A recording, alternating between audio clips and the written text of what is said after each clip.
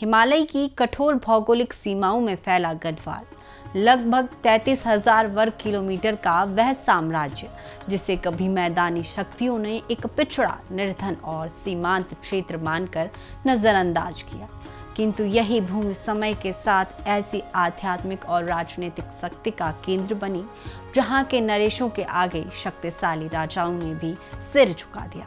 यह कोई सामान्य इतिहास नहीं बल्कि आस्था, सत्ता और परंपरा का अद्भुत संगम है जिसने जन्म दिया एक अलौकिक उपाधि को, बुलांदा बद्री। गढ़वाल का प्रारंभिक इतिहास कई परतों में विकसित होता है। दूसरी शताब्दी ईसा पूर्व में कुनिंद राज्य का उदय हुआ जिसने इस क्षेत्र में प्रारंभिक राजनीतिक संरचना स्थापित की। इसके पश्चात 6वीं से 11वीं शताब्दी तक कत्यूरी वंश का प्रभुत्व रहा, जिनकी राजधानी समय समय पर जोशीमठ और बैजनाथ रही। किंतु 11वीं शताब्दी के पश्चात कत्यूरी शक्ति क्षीण हुई और गढ़वाल अनेक छोटे छोटे गढ़ों और रियासतों में विभाजित हो गया, जहां स्थानीय गढ़पति अपने अपने क्षेत्रों में स्वतंत्र शासन करने लगे। इसी ऐतिहासिक परिदृश्य में मालवा से आए एक राजकुमार कनकपाल का आगमन हुआ, जिनका विवाह चांदपुर क्षेत्र के सूर्यवंशी शासक भानु प्रताप की पुत्री से हुआ। उन्हें चांदपुर गढ़ी का अधिकार मिला, जो उस समय एक महत्वपूर्ण सामरिक और धार्मिक केंद्र था। यहीं से गढ़वाल में पाल वंश की नींव पड़ी। किंतु गढ़वाल का वास्तविक एकीकरण कई पीढ़ियों बाद हुआ, जब 16वीं शताब्दी में अजयपाल ने 52 गढ़ों को संगठित कर एक सशक्त गढ़वाल राज्य की स्थापना की और राजधानी को श्रीनगर गढ़वाल में स्थापित किया। गढ़वाल में राजाओं की सबसे विशिष्ट पहचान उनकी शासन शैली नहीं बल्कि उनकी आध्यात्मिक दृष्टि थी। वे स्वयं को केवल राजा नहीं मानते थे बल्कि बद्रीनाथ धाम के भगवान विष्णु का सेवक और प्रतिनिधि मानते थे।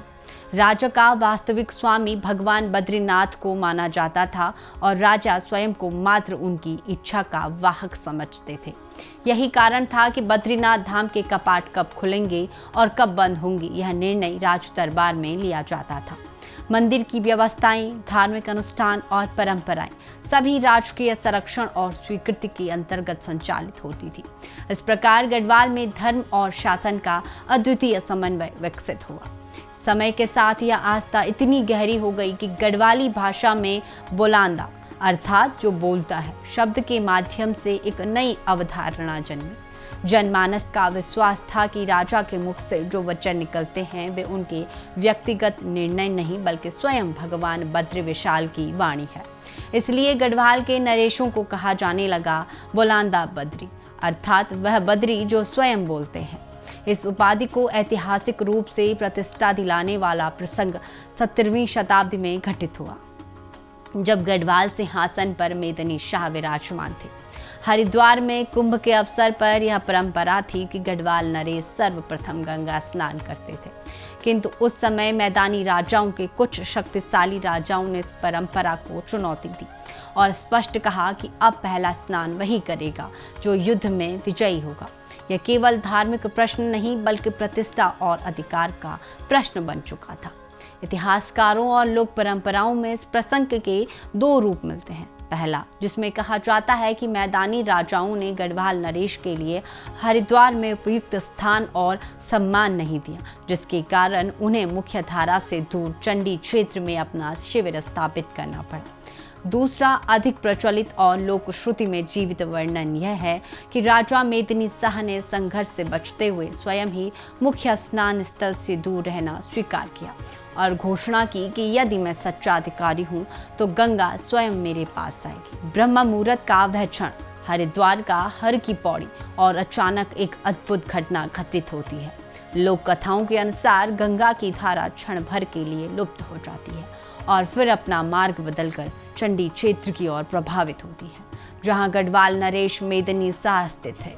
राजा वहीं स्नान करते हैं, पूजा संपन्न करते हैं और इस अलौकिक घटना को देखे मैदानी भूभाग के सभी राजा उनके समक्ष नतमस्तक हो जाते हैं। उसी क्षण एक स्वर गूंजता है, जय बुलांदा बद्री, जय बद्री विशाल। यह केवल एक जय घोष नहीं था बल्कि उस आस्था की स्वीकृति थी कि गढ़वाल का राजा मात्र एक शासक नहीं बल्कि भगवान बद्रीनाथ की जीवित वाणी है। आगे चलकर जब गढ़वाल राज्य ब्रिटिश गढ़वाल और टिहरी गढ़वाल में विभाजित हुआ, तब भी इस परंपरा का प्रवाह नहीं रुका।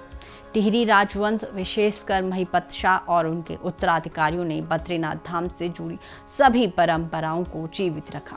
बसंत पंचमी पर कपाट खुलने की तिथि निर्धारण हो या विजयदशमी पर बंद होने का निर्णय, इन सभी में राज परिवार की भूमिका परंपरागत रूप से महत्वपूर्ण रही है।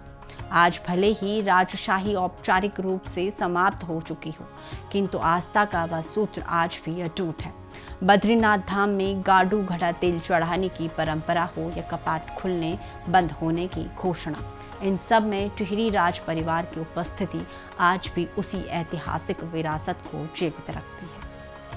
अंततः बोलांदा बद्री कोई उपाधि मात्र नहीं, यह उस विश्वास का प्रतीक है जहां एक राजा सत्ता से ऊपर उठकर श्रद्धा का माध्यम बन जाता है, जहां शासन और धर्म एक ही सूत्र में बन जाते हैं और जहां इतिहास स्वयं स्वीकार करता है, गढ़वाल का नरेश बोलता नहीं बल्कि स्वयं बद्रीनाथ उसके माध्यम से बोलते हैं।